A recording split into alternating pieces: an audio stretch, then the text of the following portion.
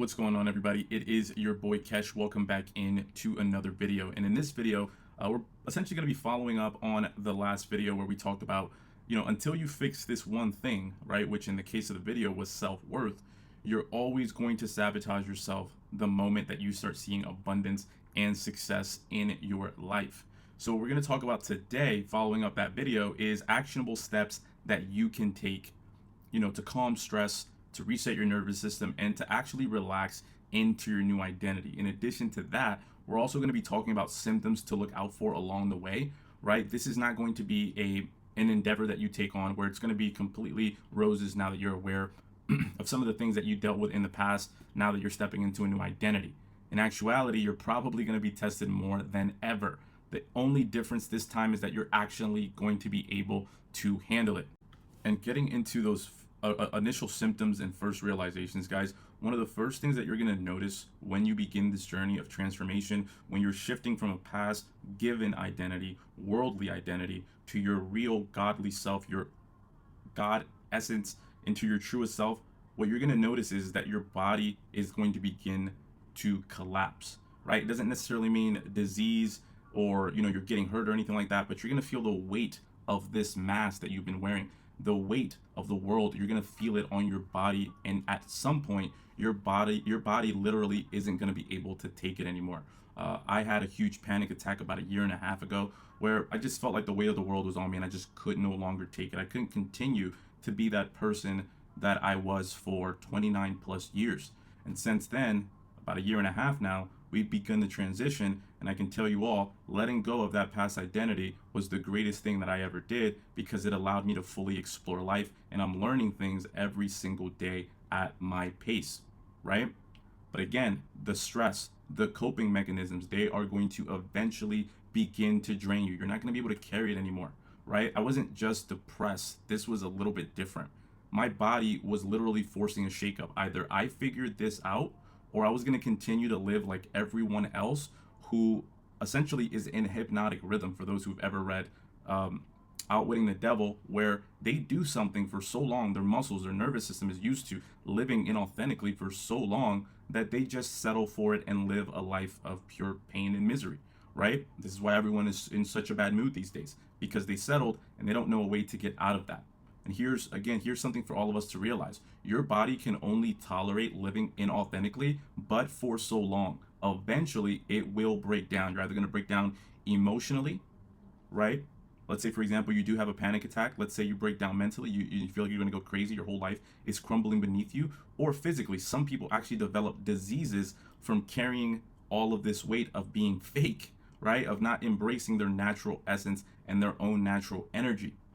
They feel constrained. And when all that energy is constrained, you get things like cancer, right? Now, again, ladies and gentlemen, it's important to understand that you need to expect ups and downs during this shift. You're going to go back and forth. You're going to have your old identity control certain days. You're going to have your new identity. You're going to feel like you're a big freaking mess, right? You're going to have good days. You're going to have bad days. You're going to have breakthroughs. You're going to have major setbacks. But usually what that means is there's still a lesson back there. You still need to scrape from the bottom of the bowl and get some of those lessons in order for you to truly integrate them into your new identity. What I can tell you is, don't panic. Panic is the worst response, right? Because it signals to the body that you are uncertain, that you are unsure. Don't pay too much attention to what's going on around you when you're doing an identity shift. These things take time to actually manifest visually into the physical realm. But as long as they're consistent in your mind, it's only a matter of time until they appear. You have to trust that. And it's easy to trust that because how many times have you had negative thoughts and a bunch of negative things keep happening to you? It's the same exact principle, just inversely, guys, right? Like I said, don't get attached.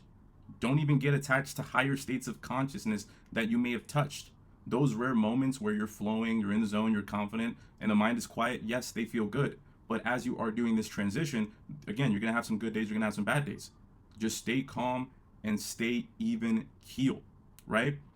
That state is what you're working to build more consistently up in your daily life, absolutely. But you're looking for presence, not perfection. Think of it as a great example that I like to give is, let's say you're kneading dough, right?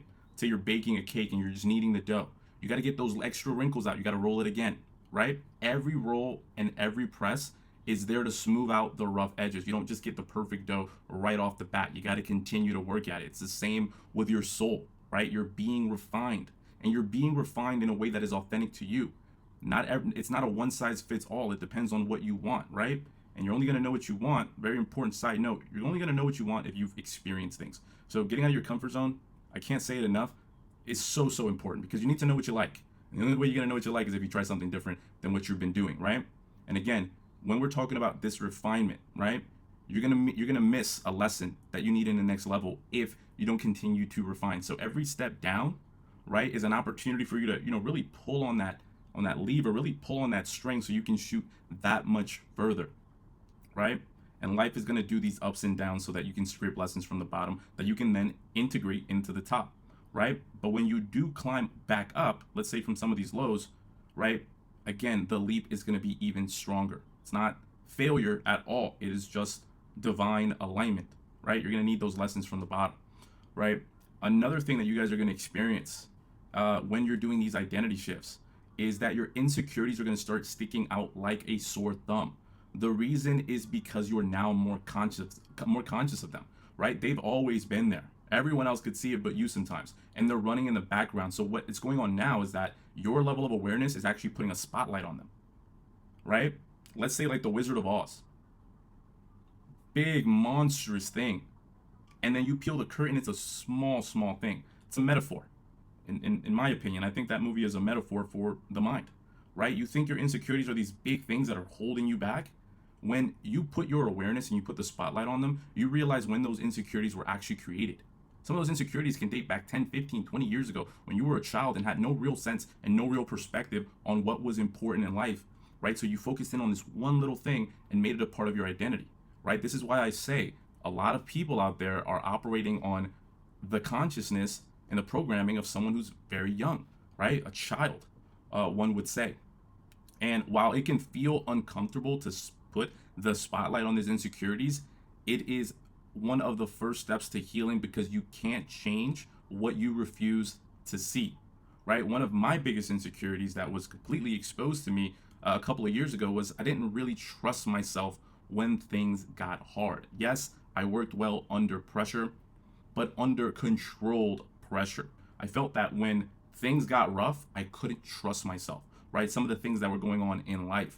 And that insecurity really was a lack of trust, right? A lack of self-worth, right? So, and going into exposing and putting the spotlight on these insecurities, guys, it is the quickest way to heal from, to conquer your insecurities. They need to be exposed to the light of day, because I can assure you 9 out of 10 of your biggest insecurities are completely overblown by you.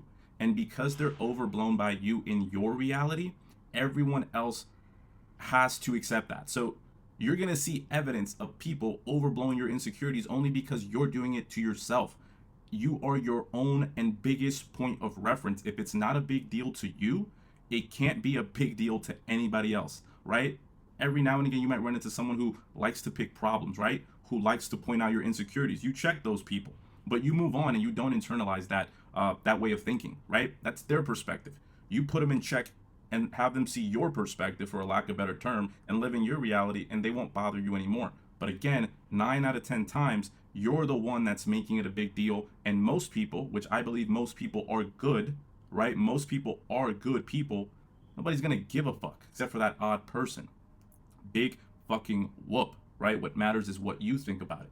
But again, exposure works. And I want you all to think about it like this. How many times have you stressed out over something in the future? Right? This is another perspective. How many times have you stressed out about something in the future? Your ego blows it up into something, massive. It's a big, scary problem, what have you. Your cortisol spikes, your nervous system goes haywire. And then when the event actually comes, it's nowhere near as bad as you imagined. The philosopher Seneca, I believe, said that one suffers more in imagination than in reality. So all the days leading up to this event, you were stressed. You were in survival mode. You were completely out of whack. You sacrificed those 4 days for when the day actually came, nothing happened, right? Just lowered your vibration for absolutely no reason, right? You have to learn how to stay calm in these situations. You also have to learn how to not make these things such a big deal. Because if you make them a big deal, they'll be a big deal. If you don't make them a big deal, then they won't be a big deal, right? A good example of this in my life, personally, when I started boxing, I was terrified of the same thing that everyone else is terrified of, right? Getting hit. But once I actually took some punches, everything changed. I learned how to stay composed, how to breathe, how not to let my emotions take over, start swinging wild, leaving myself open for attacks. And eventually, the hits slowed down, my defense improved, and I found a rhythm. It's the same for life. Once you stop reacting to life and responding to it in the way that your highest vibration seems fit, it's almost like you're in the Matrix, man. Like when Neo had all the bullets and then he just started to pick them off, right? That's how life gets when you start responding and you stop reacting like how you used to react when problems came about. I'll give you all another great example. There was a license that I had to acquire for my business in one of the states that I lived in, right? Because I moved from another state prior to that. And I was just doing a bunch of research, getting caught up in my head, not feeling like I could actually do it, right? Feeling like it was just going to take up too much of my time, what have you. Guys, I did it in like 15 minutes, months later, right? And then you think to yourself, wow, 15 minutes? That's all it took instead of having to wait 3 or 4 months and, putting it in the back burner?